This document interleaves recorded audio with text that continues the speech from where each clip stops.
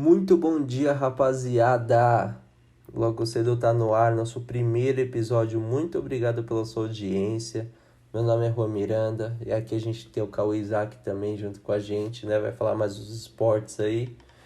A gente decidiu criar esse podcast na missão de levar informação para todos vocês, de um jeito um pouco mais leve, um pouco mais divertido, né? De um jeito mais imparcial. Vai ter episódio aqui todos os dias às 5 da manhã no Spotify e no YouTube. No YouTube é youtube.com/logo cedo podcast. E no Spotify é só você digitar lá Logo Cedo Podcast no procurar do Spotify que você vai achar nosso podcast. Tá bom? Não esquece de dar o seguir lá, vai ajudar muita gente. E se você for escutar no YouTube todos os dias também, né, fideliza lá no canal, por favor, né? Curte, comenta, compartilha, tá bom? Muito obrigado, se inscreve no canal lá, vai ajudar muito a gente. Tá, então, todos os dias nós vamos trazer as notícias do dia anterior, se você não teve tempo de ver as notícias, se você tem a vida muito corrida, nós vamos sempre trazer a notícia aqui um pouquinho mais mastigada para você entender, de um jeito um pouquinho mais rápido, tá bom? Então vamos lá. O Brasil aí tem em média 1.056 mortes por dia por coronavírus na última semana. O país com esse número chegou a 74.200 mortes por coronavírus e 1.930.000 infectados. Só que, só na terça-feira, o país registrou 1.340 mortes.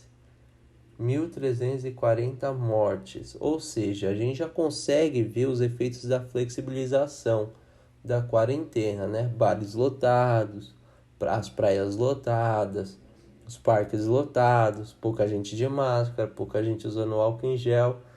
O número aí subiu 300 pessoas, né? Acima da média. Então a gente tem que continuar se cuidando. Se cuide, se não por você, se cuide pela sua família. Se você não gosta da sua família, se cuida por você então, tá bom? Só se cuida, só faça a sua parte, tá bom? Se cada um fizer a parte, logo mais a gente vai estar fora dessa. Também na onda do coronavírus, o Paulo Scaff, né, o presidente da Fiesp, testou positivo para o Covid-19. De acordo com a assessoria de imprensa do Scaff, ele teve uma reunião com o Bolsonaro no dia 3 de julho. Dia 3 de julho. E aí que está o problema. Muitos veículos de comunicação decidiram endemonizar o Bolsonaro por conta desse encontro no dia 3 de julho, falando que o Scaff tinha pego o coronavírus do Bolsonaro. Só que a gente não pode endemonizar o Bolsonaro nesse caso porque a gente não tem como rastrear. E outra, por outro fato, se você não gosta do Bolsonaro e já tá me xingando, espera só um minutinho, tá bom? No dia 11 de julho, o Scaff fez o exame sorológico e o SWAB deu negativo. No dia 11, o encontro foi dia 3, deu negativo. No dia 13, o Scaff começou a sentir os sintomas, foi para o hospital, ficou internado, está internado, né, por conta de uma pneumonia leve, e foi constatado que sim, que ele está com o coronavírus. Só que virou a manchete nacional por conta que ele teve um encontro no dia 3 de julho com o Bolsonaro. E não é assim, né? O Scaff pode não ter pego do Bolsonaro. Como pode, como não pode. Só que a gente não pode só jogar o nome do Bolsonaro ali. Se for assim, você tem que colocar todas as pessoas que o Scaff teve encontro do dia 3 de julho até o dia 13. E todo mundo só decidiu colocar do Bolsonaro, né? É o que dá manchete, infelizmente. Também aí a Agência Nacional de Saúde derrubou a liminar que obriga os convênios a cobrirem o teste sorológico contra o coronavírus.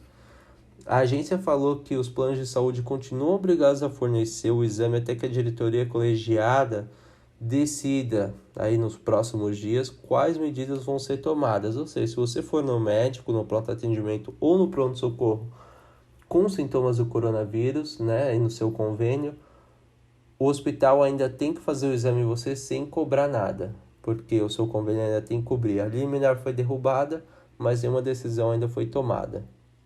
Belezinha? E outro assunto, a Justiça decretou a falência da Avianca no Brasil. A companhia tem 60 dias para apresentar a relação de todos os seus ativos para a Justiça.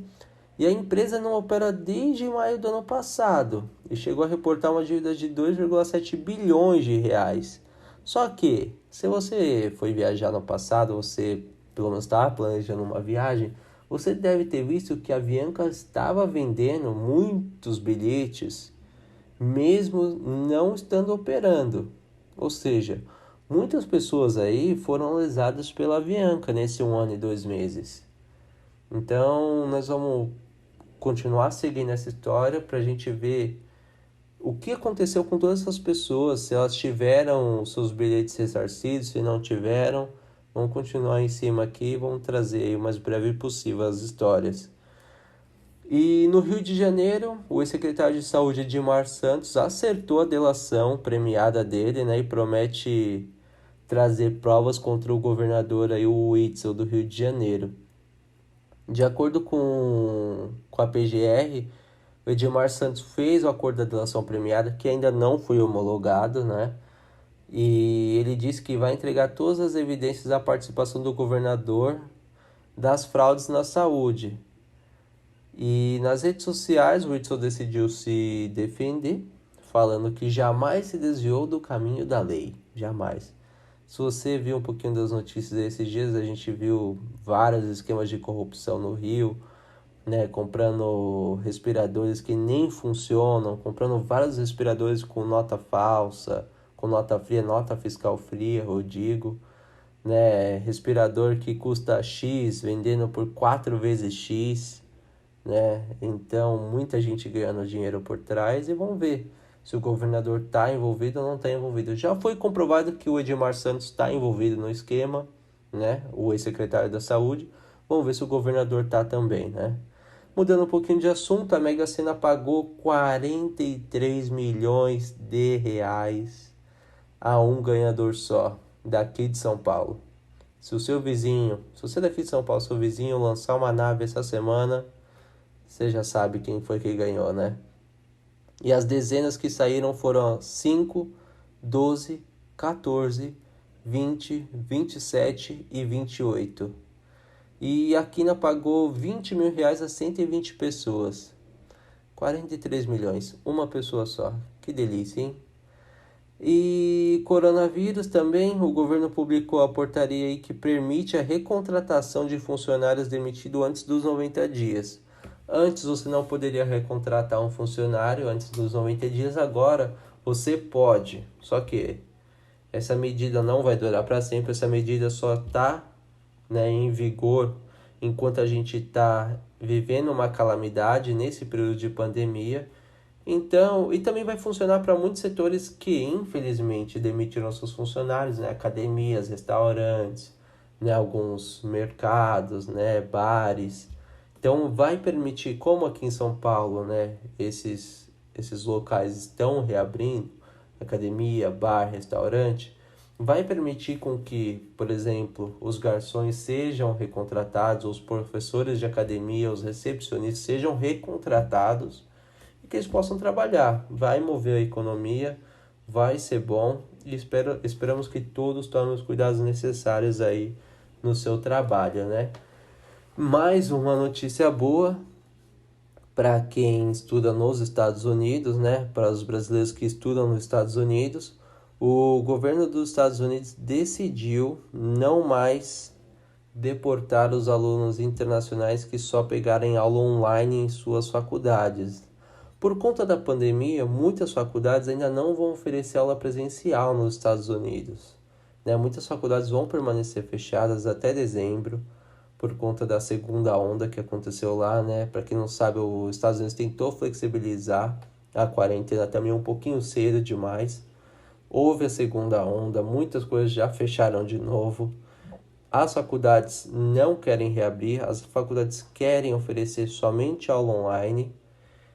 O problema é que a imigração e o Trump decidiram que, se os alunos internacionais só forem ter aula online, eles têm que deixar o país, né? E aí a Universidade de Harvard e o Instituto de Tecnologia de Massachusetts entrou com uma ação contra o governo e contra essa medida, e hoje saiu o resultado. O governo voltou atrás e agora os alunos internacionais que estiverem nos Estados Unidos vão poder sim pegar aula online. Uma notícia aí boa pra caramba para todos os estudantes internacionais aí que estão nos Estados Unidos, não só brasileiros, né, de qualquer parte do mundo.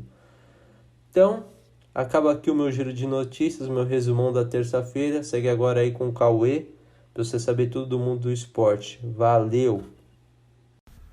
Bom dia, rapaziada, logo cedo tá no ar e hoje vamos falar sobre algumas notícias que bombaram no mundo do esporte. Hulk de saída da China, Palmeiras mantém contato e vê a esperança aumentar. Será que dessa vez essa novela tem um final feliz? Corinthians anuncia a devolução de Ione Gonzalez para o Benfica. Futebol carioca. Silêncio do treinador Jorge Jesus sobre o futuro continua e gera desconforto nos bastidores do CT. Preocupação com o Fluminense é dividida com o aguardado posicionamento do português. Será que o português está de malas prontas para a terrinha? Fluminense tem sua escalação e Nino volta ao time para a final do Carioca e Ganso é relacionado. Lembrando que o time tricolor decide o título contra o Flamengo nesta quarta-feira, às 21 horas no Maracanã. Libertadores. Conmebol oficializa a volta de Libertadores em 15 de setembro e Sul-Americana e eliminatórias ficam para outubro. NBA anuncia que dos 322 atletas que estão na Disney, 2 estão com coronavírus e já suspenderam esses 2 atletas. Fórmula 1. Hamilton se recupera e vence o GP. Bottas passa Verstappen e fica em segundo.